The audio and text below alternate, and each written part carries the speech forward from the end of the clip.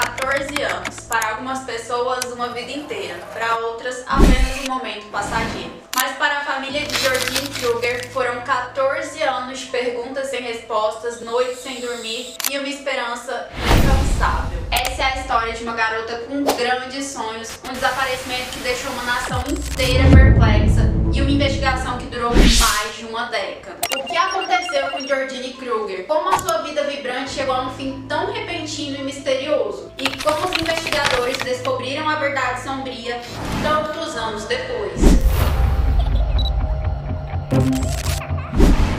Para entender essa tragédia, primeiro é preciso entender quem era Jordine. Jordine era uma alma brilhante e criativa, com sonhos tão grandes quanto o seu coração. Nascida em Munique em 11 de abril de 1992, ela era a filha do meio de uma família de 5 pessoas. Jordine tinha um vínculo muito forte com seu irmão mais velho, Tommy, e com sua irmã mais nova, Michelle. Sua família a descrevia como uma garota cheia de energia e criativa, capaz de iluminar qualquer ambiente. Porém, aos 11 anos, o divórcio dos pais afetou toda a dinâmica familiar. Enquanto Tommy foi morar com o pai, a Jordine e a Michelle ficaram com a mãe, Visna, e a avó materna. Apesar das dificuldades, as irmãs foram criadas com muito amor e cuidado. Jordine era uma artista nata. Cantar, dançar e atuar não eram apenas hobbies para ela, eram suas paixões. Ela participava de peças escolares, fazia aula de atuação e até fazia testes para papéis profissionais. Inclusive, pouco antes do seu desaparecimento, ela havia conseguido um pequeno papel em uma série de televisão. Uma conquista que ela havia lutado e sonhado por muito tempo. Em 2006, Visna decidiu se mudar com a família para Berlim em busca de mais oportunidades e melhores condições de vida, e ela e a família se estabeleceram no distrito de Moabit, onde elas viviam uma vida humilde, mais feliz e com grandes sonhos e expectativas para o futuro. Para Jordine, essa mudança significava mais um passo em direção ao seu sonho de se tornar uma grande atriz. Mas o que deveria ser o início de um sonho, logo se transformou num enorme pesadelo. No verão de 2006, a família Kruger se adaptava à nova vida em Berlim e a Jordine, ou Gi, como era carinhosamente chamada, era uma garota de 14 anos que já se destacava. Ela tinha uma graça e uma beleza natural que chamava a atenção por onde ela passava. E o seu talento nato para dança, canto e atuação a tornavam inesquecível. Contudo, como a maioria dos adolescentes, se destacar também trazia desafios. Na nova escola, os garotos se encantavam por ela, enquanto as garotas sentiam ciúmes ou inveja e a viam mais como uma rival do que como uma amiga. Ainda assim, ela se mantinha otimista e era amigável, sempre focada nos seus objetivos. No dia 22 de setembro de 2006, um momento inesquecível e muito marcante aconteceu na vida da Jordine. Ela fez um teste para um papel numa série famosa da Alemanha chamada Turco para Iniciantes. E olha que a sua determinação, seu talento e seus esforços deram resultados. Ela foi selecionada. O fim de semana foi de pura euforia. Ela ficava se imaginando no set, ficava ensaiando suas falas e sonhando em como aquela oportunidade mudaria a sua carreira e muito provavelmente mudaria a sua vida. Na segunda-feira, 25 de setembro, a Gini foi para a escola, como de costume, mas a sua cabeça estava longe dali. Ela estava super ansiosa esperando a ligação do estúdio para finalizar o seu contrato. Quando as aulas terminaram, ela saiu e pegou o ônibus número 27, o mesmo que ela pegava todos os dias, e foi em direção à sua casa. Era um trajeto que ela conhecia bem e sua família esperava que ela chegasse por volta das 14h45, mas a Jordine nunca chegou. Câmeras de segurança e testemunhas confirmaram que a Gini foi vista descendo do ônibus no ponto habitual a poucos quarteirões de sua casa e ela foi vista andando na tranquila Stendhal Street. Mas a partir dali, o seu paradeiro se tornou um mistério. O que era para ser uma caminhada curta e sem incidentes se transformou em um desafio que consumiu a vida de sua família e dos investigadores por muitos anos. Quando a Jordine não apareceu para almoçar naquele dia, a avó dela sentiu que tinha alguma coisa errada. E quando a Visna chegou em casa, ela encontrou a família em pânico, porque a Jordine nunca perderia uma ligação que ela estava tão ansiosa para receber. Então a mãe e a avó já começaram a ligar para as amigas da Jordine e para a escola para ver se alguém sabia de alguma coisa, mas ninguém sabia de nada. A polícia foi contatada naquela noite, mas eles trataram o caso com um descaso. Eles disseram para a família que os adolescentes fogem mesmo e que provavelmente ela voltaria. há alguns dias. No entanto, a família da Jordine sabia que aquilo não fazia o estilo dela e ela não tinha nenhum motivo para fugir de casa e todos os motivos para estar ali naquela noite. Eventualmente, a insistência da família fez com que a polícia levasse o caso a sério. A busca começou com panfletos sendo espalhados pela cidade, com entrevistas com testemunhas e moradores e com o uso de cães farejadores pelo bairro, mas nenhuma pista concreta foi encontrada. Os investigadores rastrearam o celular da Jordine e confirmaram que ele estava ativo na escola e no ônibus, mas em algum momento perto do seu bairro, o sinal do celular simplesmente desaparece. E isso apontava para uma possibilidade assustadora. O desaparecimento da Jordine não havia sido um acidente. Conforme os dias se transformavam em semanas, as semanas em meses e os meses em anos, o caso da Jordine se transformou em um dos maiores mistérios de Berlim. Uma jovem vibrante havia desaparecido em plena luz do dia em um bairro cheio de pessoas e ninguém havia visto nada. A pergunta que pairava no ar era: o que aconteceu com Jordine Kruger naquele fatídico dia? E a polícia seria capaz de encontrá-la antes que o pior acontecesse? Anos se passaram, o caso esfriou e teorias surgiram. Alguns acreditavam que ela havia sido sequestrada por alguém com intenções maliciosas, enquanto outros fantasiavam que ela havia fugido para a Índia, onde ela vivia o seu sonho de atuar em Hollywood. E a mãe, apesar de todo o sofrimento, preferia acreditar nessa última possibilidade, porque ainda que a filha tivesse fugido, ela estaria bem. E a Vis não se apegava a todo e qualquer fiapo de esperança que ela tivesse. Mas em 2016, uma década após o desaparecimento de Jordine, uma nova pista apareceu.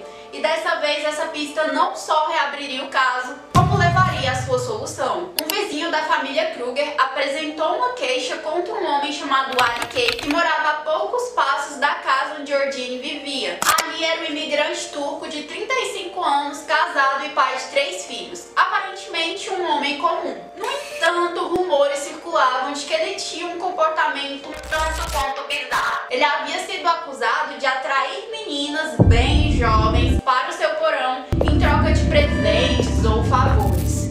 E essa não era a primeira vez que o Ali Kay aparecia no radar da polícia. Anos antes, ele havia sido acusado de atrair uma garota local para o seu porão com a proposta de vender um smartphone mais barato. Uma vez lá dentro, ele abusou dessa garota e a agrediu. E apesar do testemunho da garota, Ali Kay foi liberado por falta de evidências. Agora, com essa nova denúncia em mãos, os investigadores começaram a se perguntar se o Ali não poderia ser um suspeito crítico no caso da Jordine. E decididos a não deixar pedra sobre pedra, eles reabriram o caso Kruger. O comportamento passado do Ali o tornava uma pessoa de interesse, mas eles não tinham provas concretas que o ligassem ao desaparecimento da Jordine. Para construir o caso, eles recorreram a uma estratégia arriscada e pouco comum: a infiltração. A polícia elaborou um plano para colocar agentes infiltrados na vida do Ali. O plano era simples: ganhar a confiança do Ali e assim conseguir provas ou, quem sabe, uma confissão. Um agente chamado Hakan se apresentou como um empresário rico que havia se mudado recentemente para o bairro. Ele começou a frequentar o mesmo café que o Ali, iniciava conversas casuais, gradualmente se aproximando dele. Não demorou para que os dois se tornassem amigos e o Hakan até ofereceu uma oportunidade de emprego falsa para o Ali, com a promessa de uma renda estável. Outra agente, a Susan, foi introduzida como a namorada do Hakan. A missão dela era se aproximar da esposa do Ali, a Melik, e descobrir se de alguma forma a família escondia algum segredo. Só que a Melik não sabia de nada, ela estava completamente alheia ao passado obscuro do marido, e na cabeça dela ele era um homem bom que havia sido incompreendido. Ela tinha uma confiança absoluta nele. Meses de um planejamento cuidadoso e um trabalho de infiltração se passavam. O Hakan e a Susan se aproximavam cada vez mais do Ali e da família dele, praticamente fazendo parte da vida deles. E em um momento crucial, enquanto Ali conversava com o Hakan, ele deixou escapar que ele sabia de algo sobre o desaparecimento da Jordine.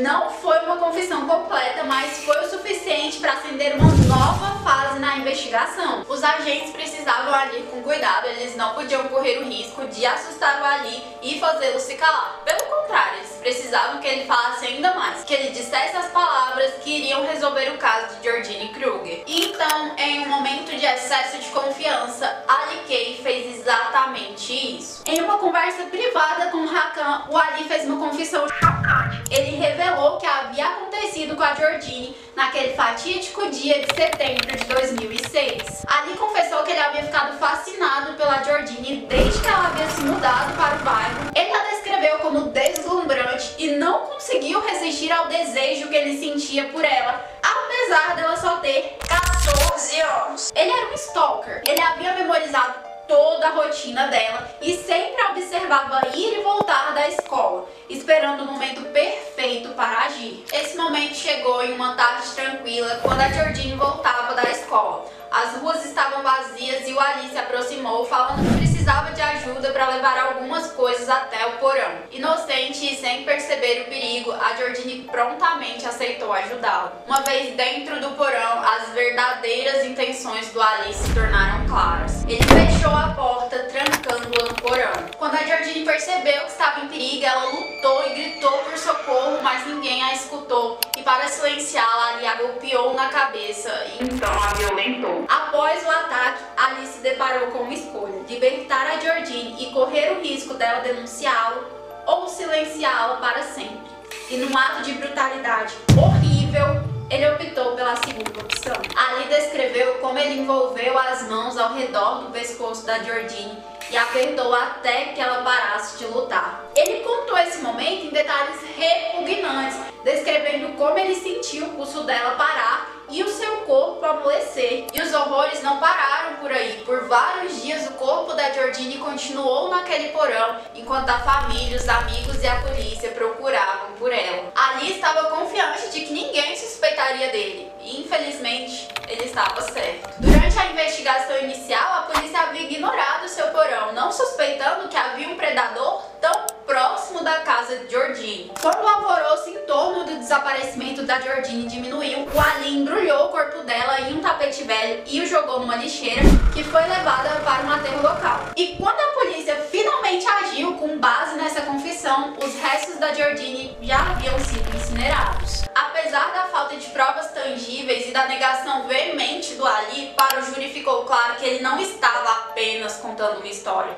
Ele era um predador relembrando o seu crime. E um dia frio de março de 2020, quase 14 anos após o desaparecimento da Georgine, o veredito foi anunciado. Ali Kay foi considerado culpado de sequestro, agressão e assassinato. O tribunal condenou a prisão perpétua sem direito de condicional, uma punição rara lá na Alemanha, reservada apenas para os crimes mais brutais e hediondos. Para a família da Georgine, o momento da condenação foi um momento agridoce. Eles finalmente tinham resposta sobre o que havia acontecido com a Georgine, mas saber o que havia acontecido e como foram os seus últimos momentos foi devastador. A Visna, mãe da Georgine, havia passado anos agarrada à esperança de que a filha ainda estava viva, que de alguma forma ela estava vivendo seus sonhos lá na Índia, e agora essa pequena esperança era substituída pela certeza de que ela havia perdido a filha. Enquanto isso, o caso lançou uma sombra sobre a vida da Melik, esposa do Ali. Por anos, a Melik acreditou na inocência do Ali, o defendendo de todas as acusações. Ela fechou os olhos para o comportamento predatório dele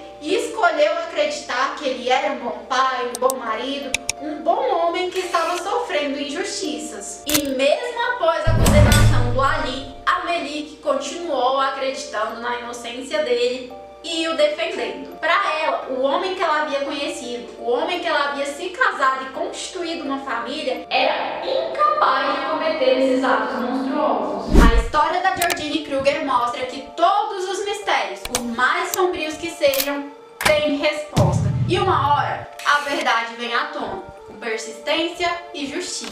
É isso, meus cupcakes de banana. Esse caso é bem triste, eu não consigo nem mensurar o tamanho da dor e da angústia que essa família viveu e provavelmente ainda vive. Esse caso tem alguns aspectos que me lembram o caso da Vitória, que está sendo investigado aqui no Brasil nesse momento. Vocês também notaram a semelhança? O que vocês acham disso tudo? Se vocês querem mais vídeos de crimes reais em investigações. Não esqueçam de se inscrever e deixem nos comentários quais casos vocês gostariam que eu trouxesse aqui. Fiquem bem, se cuidem e até a próxima!